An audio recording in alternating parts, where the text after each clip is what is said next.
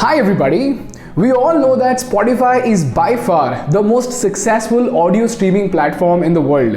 In fact, even during the pandemic itself, the stock price of Spotify went up by 70%. Now on the outside, if you look at the numbers, while Apple Music has only 72 million users, Spotify has more than 345 million users, and the rest of the competition is not even close.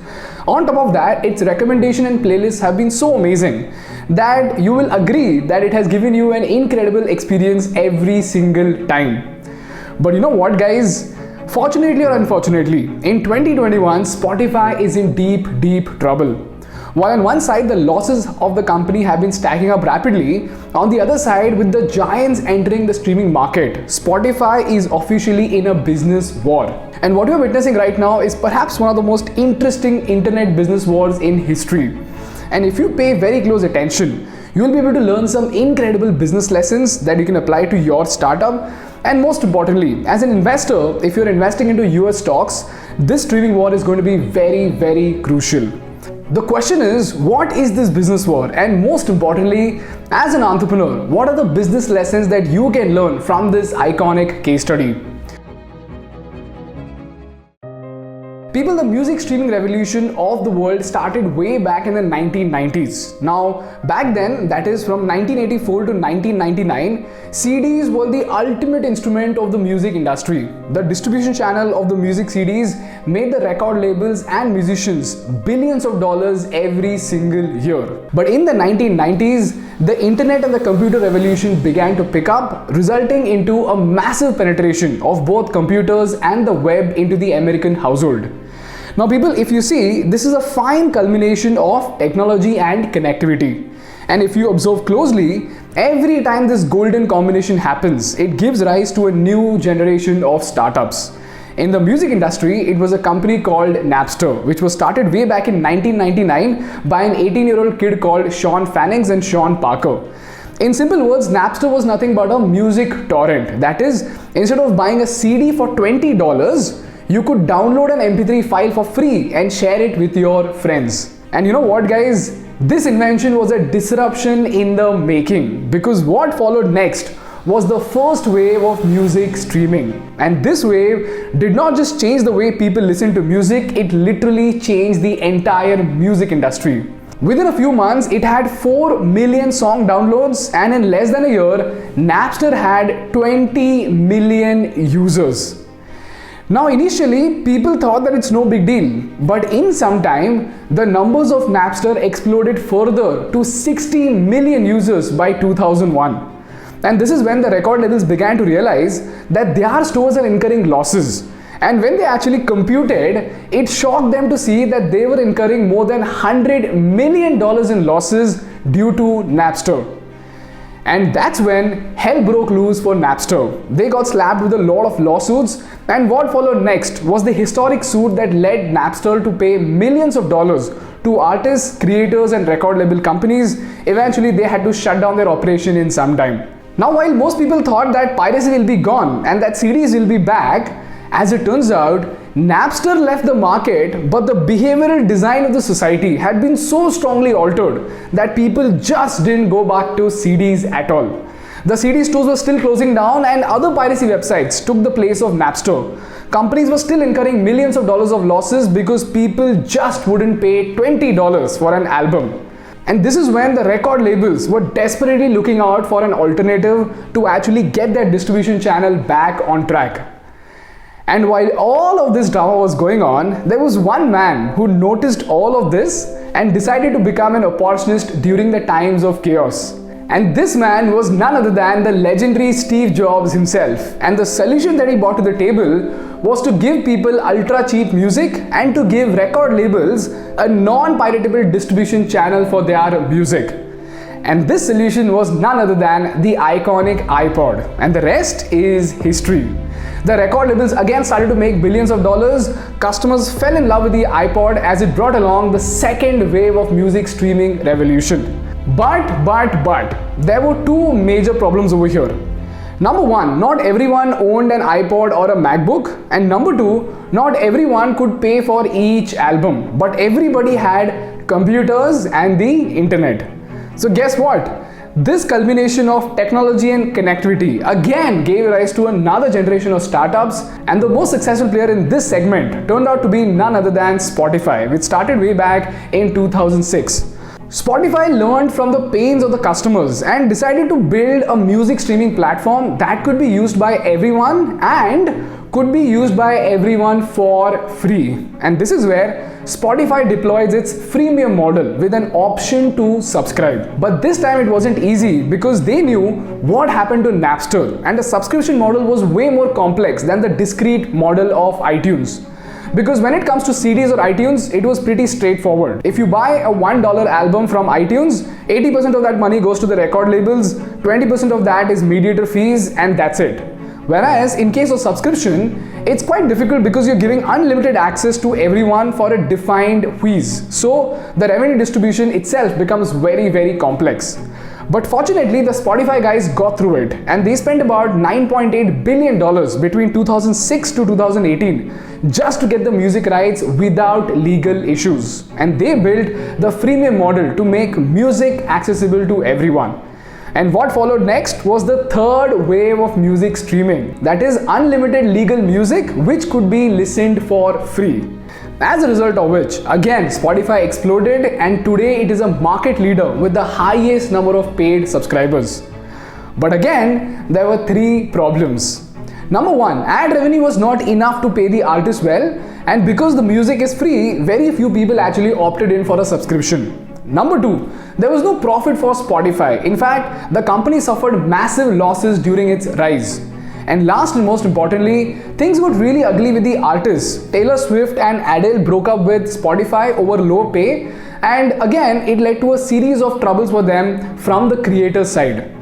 Now the company was badly cornered with massive losses on one side, annoyed artists on the other, and on top of that, now they've got freebie loving customers. And this gave them no option but to run a lot of ads to push their customers to buy Spotify Premium, and hence a lot of interruptions. And this is when, ladies and gentlemen, two more giants decided to step into the game. In 2015, Apple introduced that it's going to kill iTunes and launched the subscription model, which was Apple Music, as a direct competition to Spotify. And in just 5 months, in November 2015, YouTube entered the streaming wars with YouTube Music. Now, if you observe the streaming war very, very closely, guys, you will see that both these services, that is Apple Music and YouTube Music, are built over the weaknesses of Spotify. And with just a few moves here and there, Spotify could be killed, and there could be another wave of social media revolution on YouTube. The question is, how is that even possible? If you look at this table, Apple Music deploys the premium model and it's only for Apple users, while Spotify and YouTube Music is for everyone and they use the freemium model, which gives them a wider audience. Now, if you look at the user base, Apple has 1.65 billion users, Spotify has 345 million users, and YouTube, well, it's got 2.1 billion users.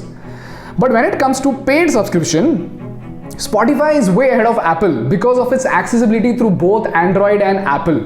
While Apple Music has only 72 million users, but all of them are paid, Spotify has 345 million users, out of which 155 million of them pay. Now, the X factor for Spotify over here is its amazing playlists and podcasts that is integrated into the app. And this is where we saw Spotify coming out with Spotify originals like 22 Yarns and signing up creators like Joe Rogan to become Spotify exclusive.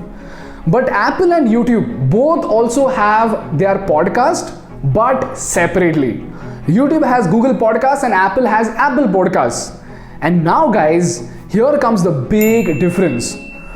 While Apple Music generates a revenue of $4.1 billion with very less profits because it's just an ecosystem product, Spotify, being a standalone, incurred a massive loss of $698 million in spite of generating a revenue of $9.2 billion.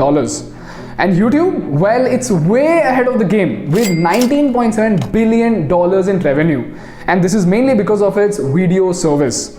Fun fact, YouTube is also one of the most popular platforms to discover musicians and artists. Now guys, if you take a step back, I don't know if you see this, but YouTube can literally accommodate every single X factor of Spotify and Apple Music in the YouTube app itself. Number one, you kind of already search for songs through lyrics on Google and YouTube, which is the USP of Apple Music.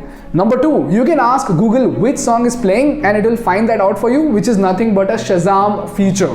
And most importantly, Google has Google Podcasts and a huge base of creators who are already making podcasts on YouTube. Now, every single creator knows that YouTube is by far the best platform for creating content.